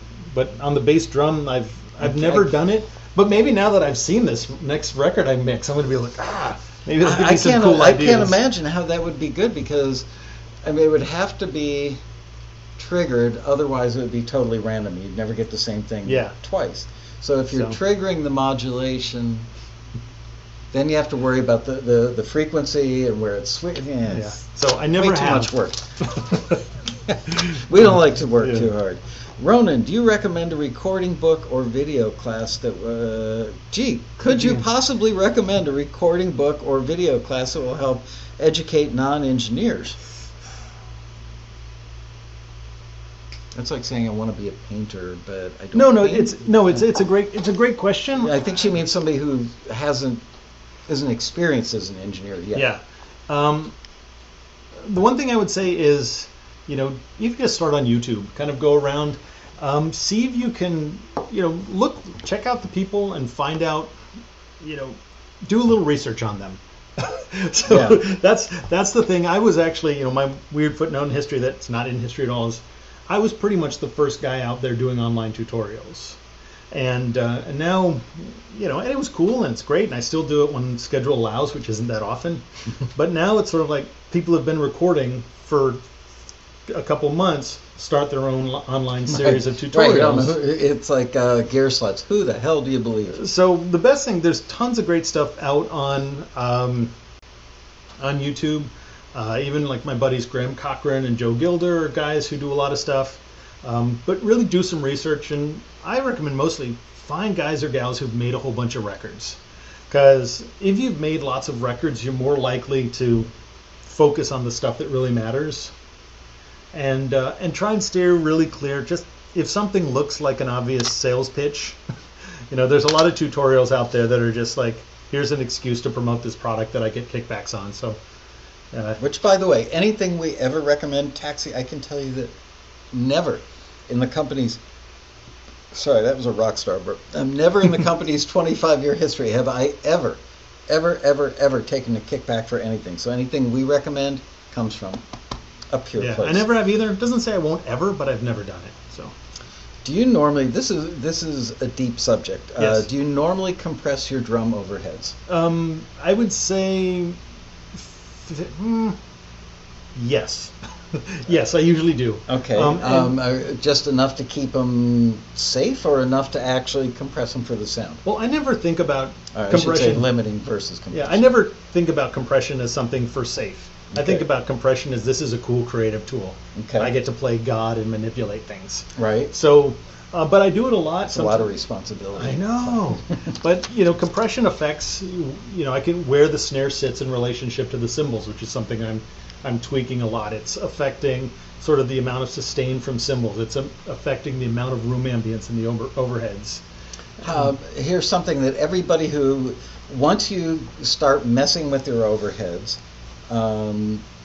you will get the washy, phasey sounding cymbals, because you've probably, the distance between, the ratio between where the mics are relative to the cymbals and each other comes into play. And then people add compression because they hear somebody talking about compressing the overheads, and what they've got is a freaking train wreck. Yeah. How do they avoid that?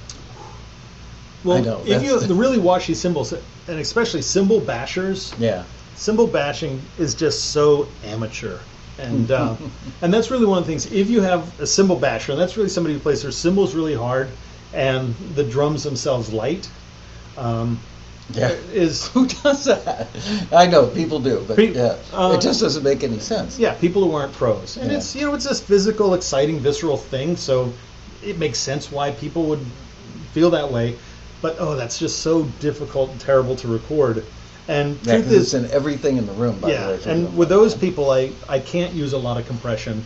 I also can't really even use a lot of room mics or overhead mics. You have to pull those down and really bring up the close mics in a much more prominent way. The black trigger cymbals. Yes, exactly. Beat the crap out of that thing. Have a great time. But that's one of the big differences. If you're a drummer, want to work on more sessions, being able to balance yourself is one of the big differences between the great pros and all the other guys and gals. Vanessa, baby. Yep. Best compressor for vocals of about $200 to $300. I mean, I think we talked about it. Well, Yeah, that FMR audio one is really good. Really much else beyond that. I think the plug-in options are great. There are a lot. I mean, friends of mine, Shirelli being one. He's got a Fairchild. He's got an original, like, working Fairchild that he doesn't use all that much anymore because plugins have gotten so good. So yeah, and I still use a lot. I mean, my vocals generally go through a few $1,000s worth of outboard. Yeah. But not all the time. But one of the things I would say is look, if you're just getting into compression, especially with vocals, look for what's an opto style. Right. So that's an LA2A style. Yeah. Or you'll see them called opto or electro-optical. There's a few good ones out on the market. Opto compressors are wonderful because they sound really good and they're so stupidly easy to use. It's just like LA3s. Yeah. LA3s, LA2s are amazing. Somebody recently asked me what my favorite compressor of all time was, and I said, if I had, you mean like overall, like you could put on almost anything, it's LA3. Because, opto compressor, and basically it was more and output. That was about it. Which is great. Yeah. But I mean, there's a bunch. I mean, I don't use Wave stuff, but there's CLA2. Yeah. Is solidly good. There's BX Opto from Brainworks is one of the opto things that I use.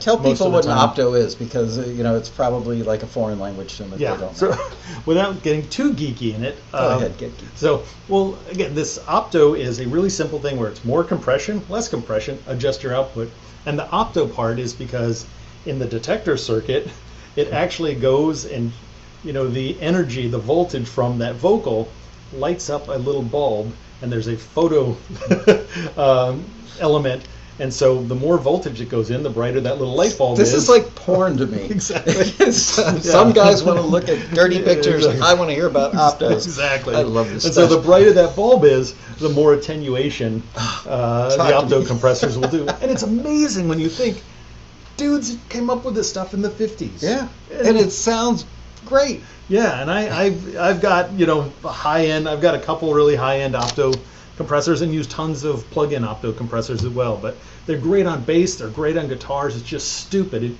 Get into an LA2A style or an opto compressor and go nuts with it. Do you ever record drums and cymbals separately? No, but that's a. Thank you. But Dave Grohl's drums on Queens of the Stone Age, Songs for the Deaf. Were recorded that way. You have to have a great drummer to pull that off. Just so you guys know, I'm going to give up the name of one. No, I don't know his number, but Troy Llewellyn. I think that was Troy Llewellyn. The guitar player in Queens of the Stone Age was a Taxi screener. Oh, awesome. Yeah, and nobody knew.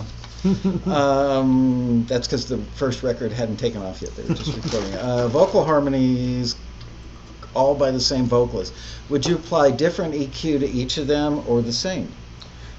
That is a great question. It is. It's an interesting question. Absolutely different. Okay. And even beyond that, I would look at applying different recording techniques.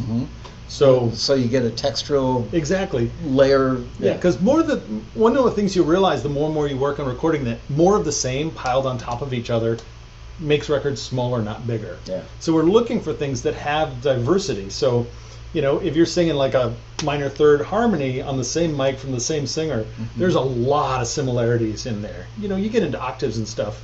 But I'd be inclined to maybe put the harmony vocals on a separate microphone or a separate polar pattern.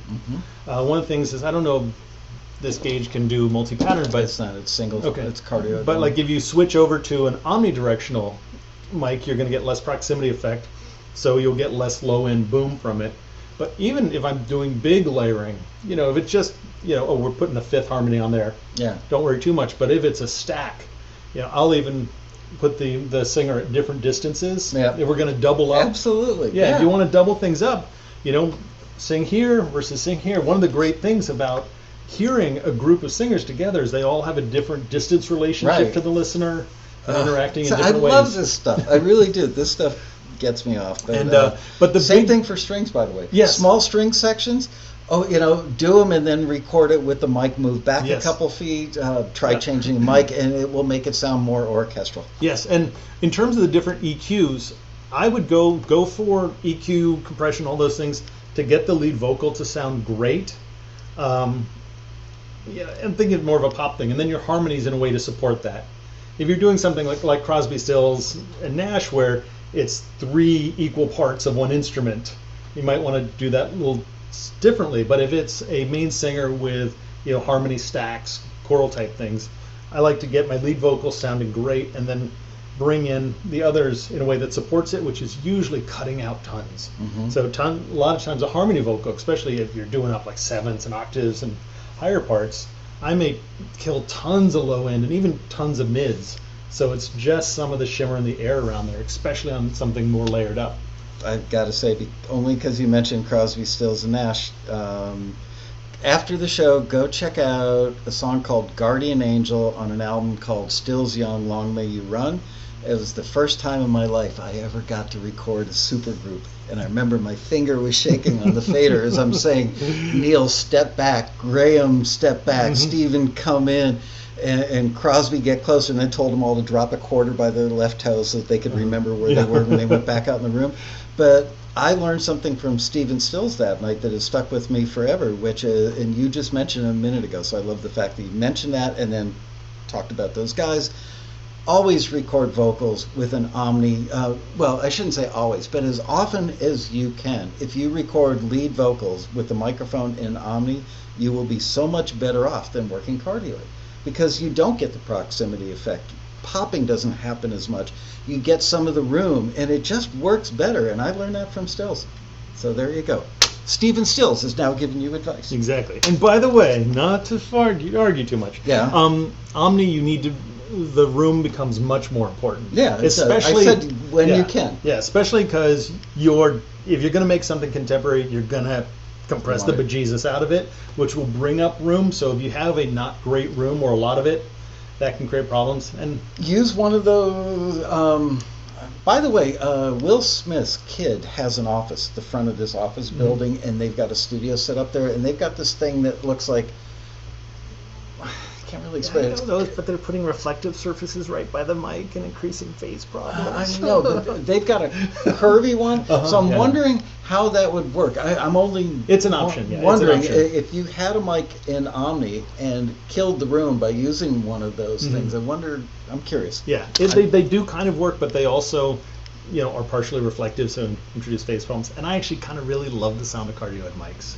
Really? Yeah, but I'll move a singer a little farther back. Yeah. So there won't be dramatic build up of proximity effect. But I love cardioid mics. 2 weeks ago, I was doing a show and I was showing vocal techniques. Aim it at the mouth from up there and let them blow out there. All that stuff. And afterwards, Bria said, "Wow, I learned something new on the show." It's like, woohoo! Yeah, It's not going to happen this week, but at least you got it last week. Yeah, your hands are how we do? We're way over time. Sorry, gang. How would you compress an acoustic piano on a classical piece? The short answer of that would be slower. You probably want to keep lower ratios. Even something like a 2-to-1, maybe even 1.5-to-1, maybe up to 4, but generally not radical if it is truly classical. Right. And you want to be careful about doing your release times too fast, because the faster release times, which are awesome for rock and roll, can start to introduce some distortion and things like that, which doesn't necessarily serve things like classical recording. Yeah. But you need to be careful, because if you start to go too slow with your release times, it can actually start to affect the rhythmic feel of the playing. So generally, not a whole lot, but if it's the kind of thing where you need to do a lot of compression, like if we say, classical piano, but this is going to be in a film score or trailer where it's likely to actually be very compressed. Rather, sometimes if you're having trouble getting enough compression from one, it's actually just layer up different kinds of compressors in series, one after the other. They don't give enough thought. I find that people who are just starting out give very little thought to attack and release on compressors as it relates to the rhythmic composition of what they're doing. Especially in a classical piece, you could have a part that's all of a sudden, very choppy, very staccato, very dynamic, and then go into something that's lilty and legato after it, and pretty damn hard to have a compressor that's going to serve both of those well. Yeah, well, that's why the Fairchild 670s, the venerated ones, their longer release times are in the neighborhood of 3 minutes. For just that reason. I'm going to make a sandwich. I'll be back when it's done. Yeah. Do you close mic record the toms normally, or do you pan them? And do you pan them? Okay, so the question is, normally I would say the answer is yes. On something like really singer-songwriter or rootsy, I may not. I might just try and go for a very minimalist drum miking thing. And I obviously do pan them if it's a stereo drum set. And there's basically 2 ways I approach it. It's either going to get out to extreme, left, right, center, just to have that very unnatural dramatic thing, which is really fun in rock and roll. Yeah. But what I'm more likely to do, when I'm mixing, the overwhelming majority of things in a mix are hard right, hard left, or right up the middle. I'd say 90-something% of it. But some of the things that aren't is I'll look at my stereo image that I get from panning the overheads out left and right, and I'll usually pan the toms where they show up in the image. Right. So I'll kind of reinforce where they are in the stereo field. Which also eliminates some possibility of phase anomalies. Yeah. Because it's relative. Yeah, but also a lot of times too is when we're making a rock and roll and a pop record, caring about being authentic is, once we've put a mic on a rack tom, we've obviously thrown out the idea that we care about authentic. So. Oh, no more. All right. Oh, I haven't forgotten. All right. Free stuff. Yeah. What's the biggest thing I can do to make my song sound more full? I think watch this episode twice. You can turn up the bass. There you go. And I'm not being sarcastic about that. I didn't think so you your were homework, for a minute. I already gave you some others, but with bass too, I said mute it and unmute it and see how it changes.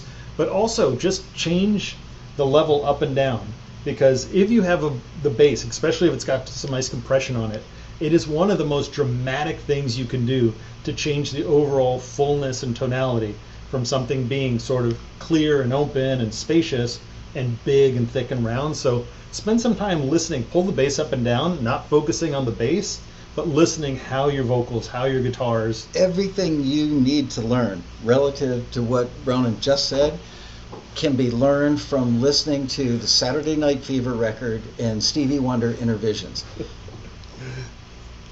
Just bury yourself in those records and understand what bass does from those 2 records. It's life-changing. Trust me. Free stuff. It smells new. It smells free. No, it doesn't. It smells expensive. Love microphones. Let's look inside. Let's see. Is there anything inside? Uh-oh. Crap. Yeah. It was exciting that it was free. Yeah, you've got to pay for the repairs. It's got stuff on the inside. Look, it's not a fake microphone. It's real. So, how are we going to give this microphone away? Crap. This is kind of like the time I took my parents' garbage disposal apart and didn't get it put back together. I wanted to make a space capsule out of it. Can you get that back on there while I'm doing my other stuff here, which is... So you can blame it on me when it doesn't... Nah, it'll be fine. It's all right. I've got another one. Let's see. Logo in front. All right. By the way, just so you know, that microphone, which has been given to us by Gage, secret stash. This was... See that red dot? That means that it was part of Shirelli's secret stash of personal microphones. Never been used. This one is still a Voyagin. Totally broke it. Yeah. Whoever wins this microphone, I hope you like it with the famous Lasco stamp of quality on it. No, it'll be fine by the time you get it really. And don't forget that it comes with the mic clone, which emulates an M49, a U87, a U67, a U47, a 47 FET, a C12, a 414, and a C800. And I have personally not used this, but from what I hear, it sounds remarkably authentic with that microphone in conjunction with that. So, and I think that just the software alone goes for $99, and the microphones now are, I want to say $299 on the website, but it comes with that. But they are doing a thing that if you send them an email at info@gagemics.com, they have changed the website. It's now under new ownership. It's gagemics.com, and tell them that you're a Taxi member. They will give you a discount. But we're getting ready now to give this one away. So, Bria, I want all you guys and ladies out there to type in a +1, and Bria, and try not to do like 10 of them in a row. That's just so not cool. Bria is going to run her finger, the flying fickle finger of fate, up and down, and she's going to pick somebody who will be the winner of this wonderful microphone. And look, you get a free piece of fabric with it. Every microphone comes with free fabric. And...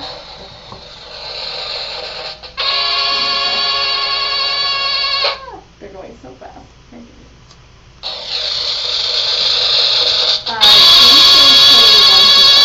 Jason K125. I hope you're in America, because we sure don't want to pay the postage. Just send that to like Taiwan.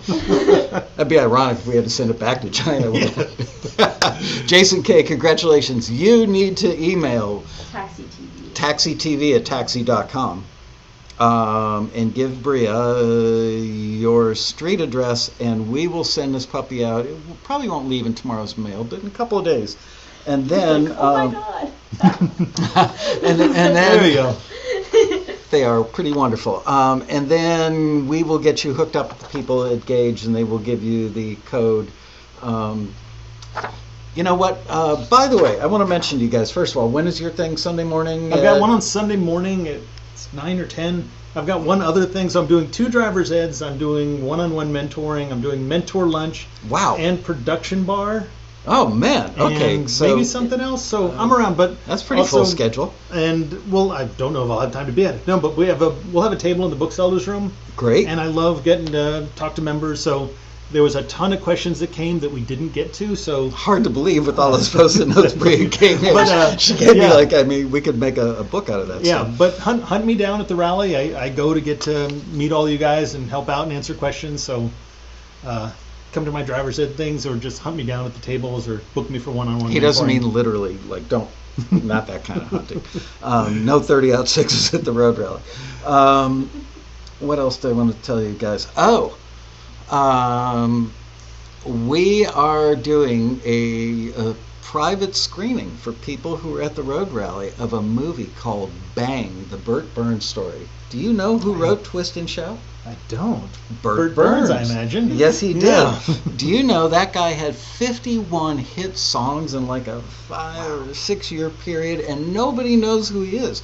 So there was a documentary made, and Shirelli called me up in May and said, Lasko, whatever you're doing right now, drop it, get in your car, drive to Santa Monica, wherever it was playing at a Laemmle Theater, go see this movie. Well, it was a one-night screening, maybe 2-night screening. I didn't see it, and then just by sheer coincidence, happened to meet one of the producers of the film, and we had to jump through some hoops, but the fine folks at that company, I want to say Bananarama, I think. Anyway, we have permission to do a one-night screening, so we're doing movie with Michael Friday night at 5:30 in the Grand Ballroom, free popcorn, and I'm just so excited to see this movie. He wrote Hang On Sloopy. Nice. Yeah, just an amazing. And Bang was the record company that he formed with. It was Bert for B, A for Ahmet Erdogan, and for Nashui Erdogan, who was Ahmet's brother, and G was Jerry Wexler, somebody from Atlantic. I don't know. Anyway, that was where the Bang came from. Quite an amazing story, so don't miss that. And register for the road rally. Go to taxi.com/rally. Yes, Bria. Oh yes, like and subscribe. Press that button right now. I mean, seriously, you have to. And like us. And we will be back next week. Is Robin Frederick. Next week is the 23rd, right? Yeah, Robin Frederick is going to join me. Ronan. Awesome. Fun as always. Yeah, look at that. We've almost, that may be a new record for time, but it's good. And thank you guys for joining us. We will see you next week on another really super wonderfully exciting episode of Taxi TV Live. Yeah, bye-bye.